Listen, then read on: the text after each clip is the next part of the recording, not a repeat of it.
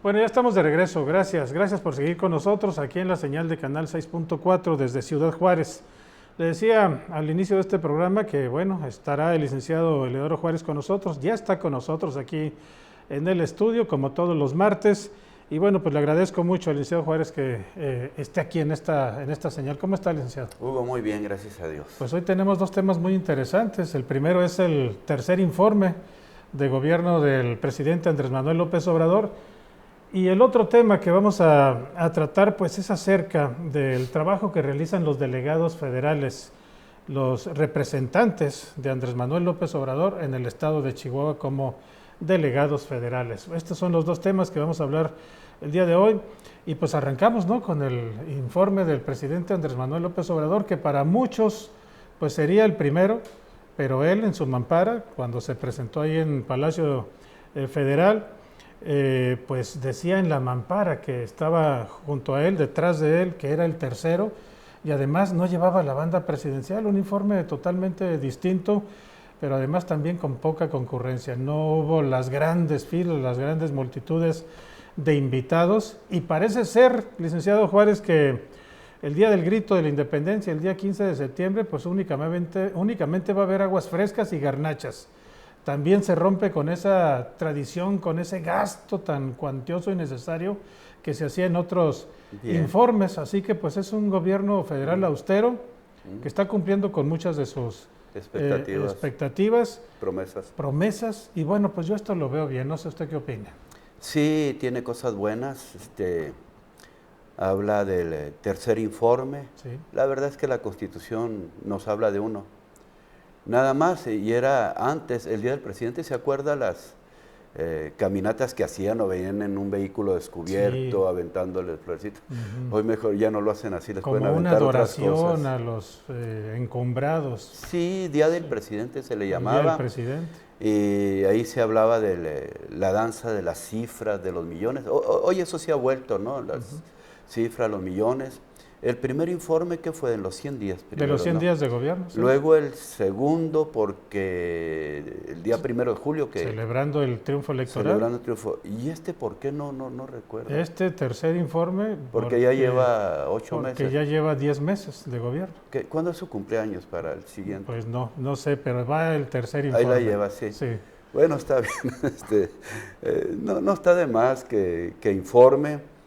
Yo no lo vi directamente, sino diferido, porque pues ya sabía lo que iba a decir, sin ser uno vidente, ni pitonizo, ¿no?, ni profeta, pues ya se sabía, porque repitió lo mismo que ha estado diciendo en cada mañanera, los mismos conceptos, los mismos cifras, en fin, vamos bien, todo está bien. Pero ¿cuál de todos los rubros que tocó ahí fue el que más le llamó a usted la atención? ¿Reunió en su informe algunas promesas, cumplió con algunas promesas de las que dijo en campaña? ¿O qué ha venido diciendo durante más de 2 años? Está cumpliendo algunas, pero me hubiera gustado que dijera lo que no ha dicho, que es algo que nosotros quisiéramos saber a ciencia cierta, con números, con cifras, con documentos.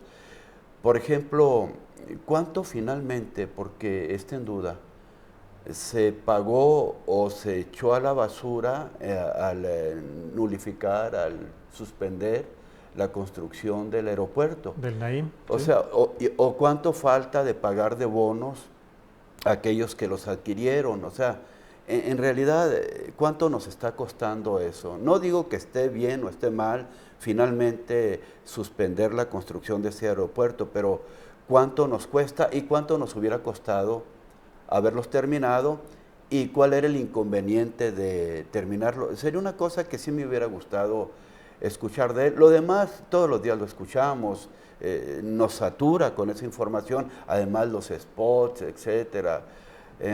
La otra cuestión también, el avión presidencial, dice que ya no hay avión presidencial.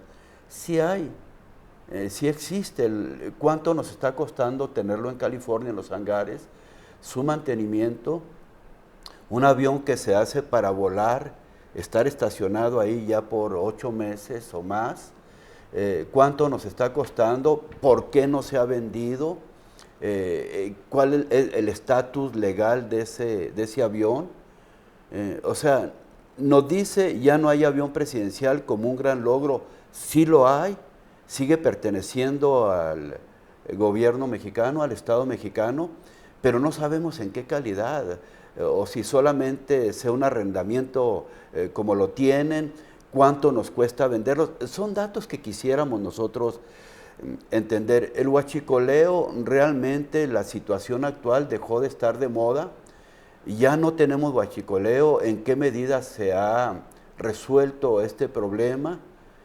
La siguiente cuestión, ¿por qué la gasolina no ha bajado? ¿Cuánto es el IEPS?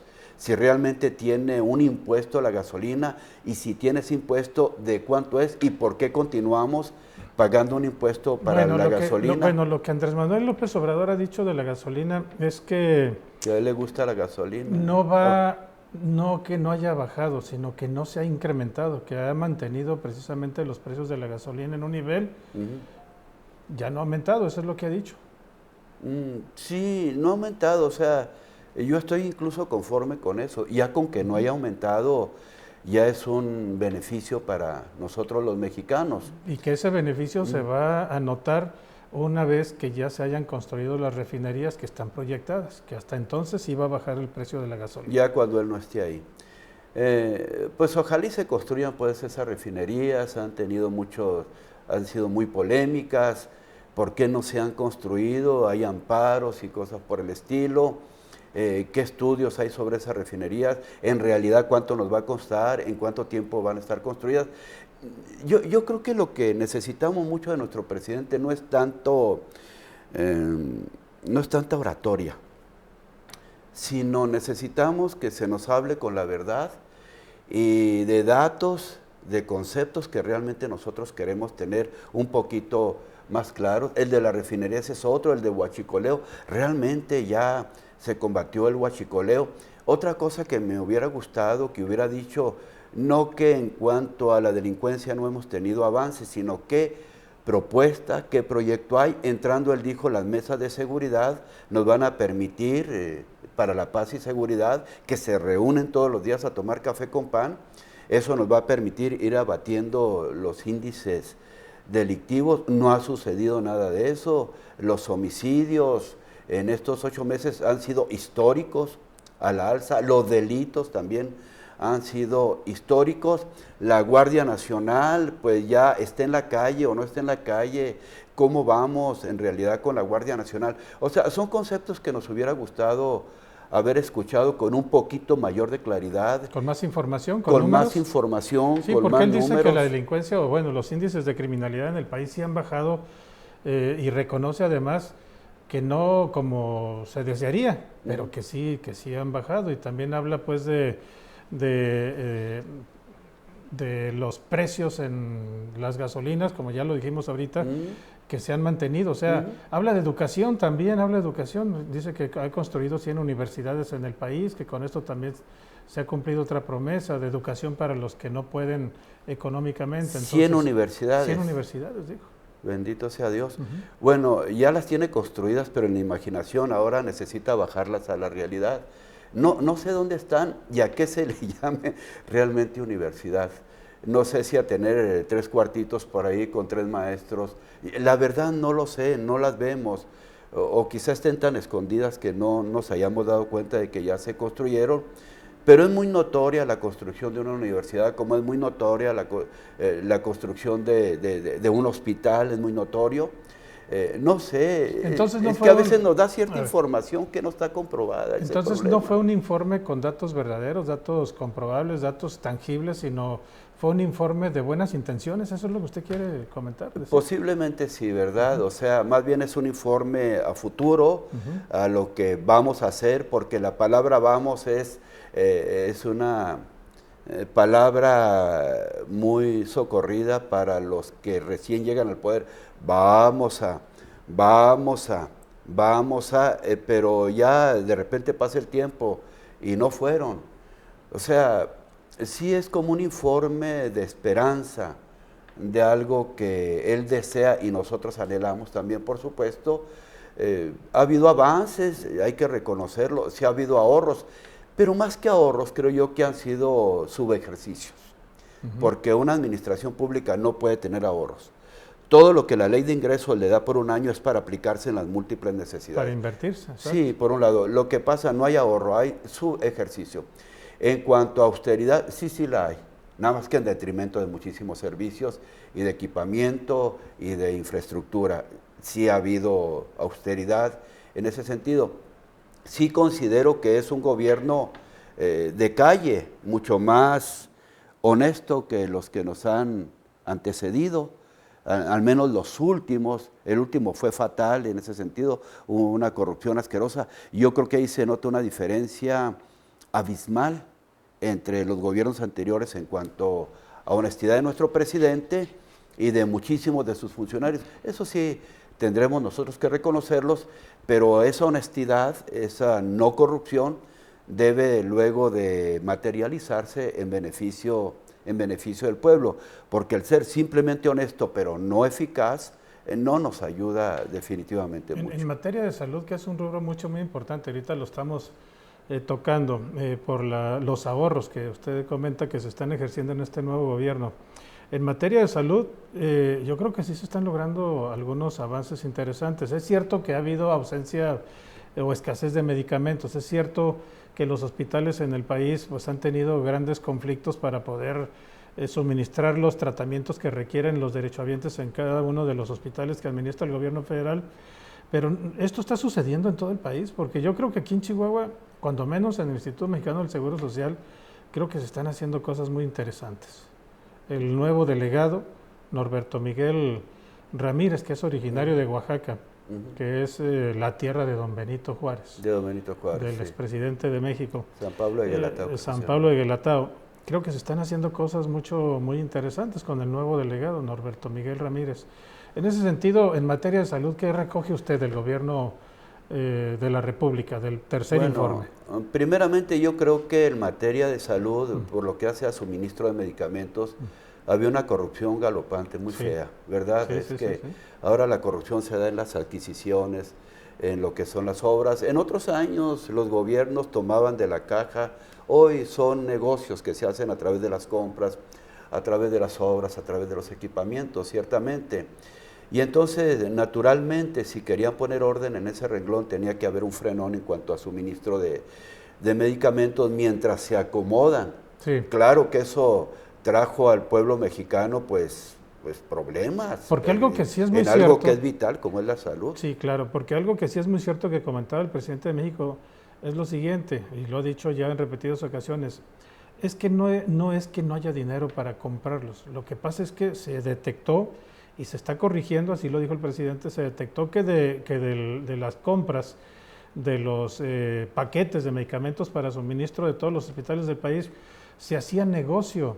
Se compraban medicamentos hasta el doble y hasta en triple precio. No sucedió aquí en Chihuahua y sucedió a nivel nacional. Sucedió en muchas partes del país y ahora eso es lo que se está atendiendo.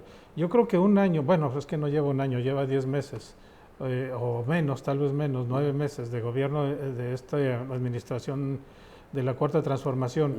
Yo creo que eso es lo que se está corrigiendo, se está atacando, se está tratando de que esto ya no suceda. Llevamos eso lo aplaudimos, menos de un año. Por eso decía yo que aquí en Chihuahua se están haciendo cosas muy interesantes en materia de salud. El nuevo delegado anda pues como Spiri González para todos lados del estado de Chihuahua, conociendo la problemática, abriendo nuevas clínicas, abriendo nuevos hospitales y corrigiendo lo que se hizo mal durante muchos años.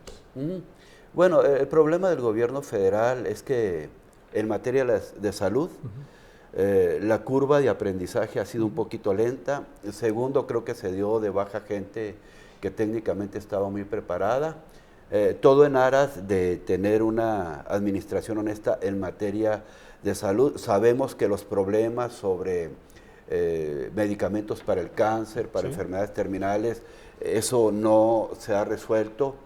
Quizá otras muchas cosas sí se hayan resuelto y para que eso suceda es necesario que los delegados se apliquen realmente al trabajo, que vayan ellos como los ojos, los oídos, las manos, los pies del gobierno central, que vayan al lugar donde esté la necesidad para que luego planteen las posibles soluciones, los proyectos de solución. Son como un sensor de las necesidades que se tienen en el país. Exactamente, y es la administración pública desconcentrada, por así decirlo.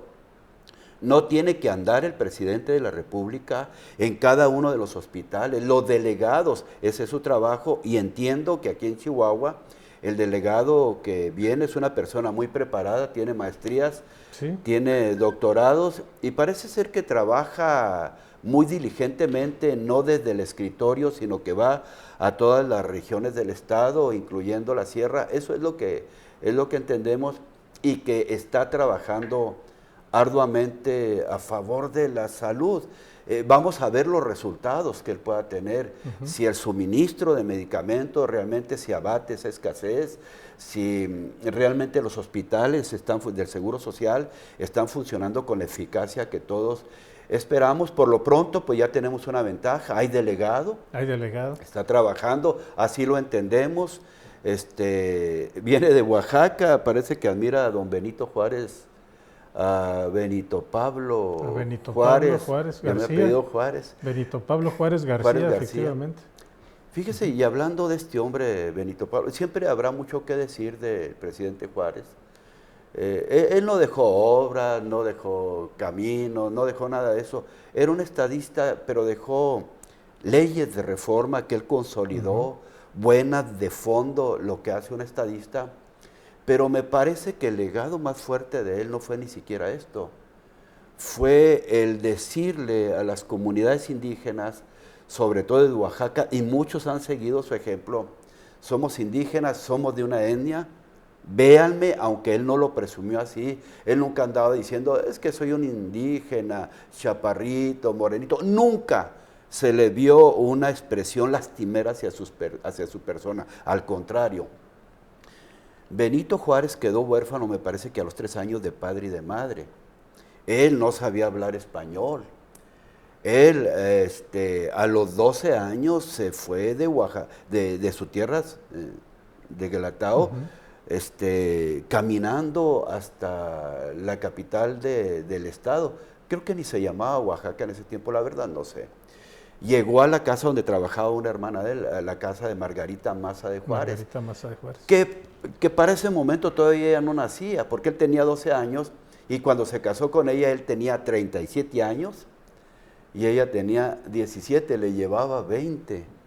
Entonces cuando él llegó a la casa de ella todavía no nacía, y se casa con ella, entiendo que es la única esposa que tuvo, y escaló todas las posiciones políticas, todas, desde a nivel regional ahí, a nivel estatal, hasta Suprema Corte fue presidente, fue todo, y murió en 1872, ¿sí, verdad? Siendo presidente de los Estados Unidos mexicanos.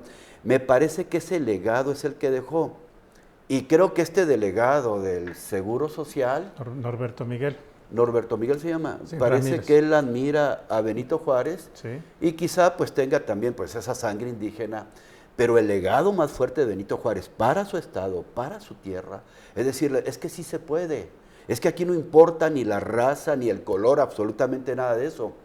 Por eso a mí cuando me hablaban, cuando yo era presidente de Derechos Humanos, que los indígenas vulnerables, ya tuvimos un presidente indígena. Fíjese qué dato tan interesante de ahorita de esto, porque así como habla de admiración por ciertos personajes de la vida pública en la historia de México, ¿recuerda usted que César Duarte tenía en su despacho detrás de sí A Pancho Villa. a Francisco Villa, a Pancho Villa, Doroteo Arango?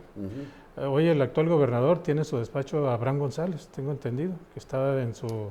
Será Abraham González. Abraham González, tengo entendido que está en su despacho detrás suyo, y Norberto Miguel Ramírez, el delegado del IMSS aquí en la ciudad, en el estado de Chihuahua, tiene en su despacho a Benito Juárez García, precisamente.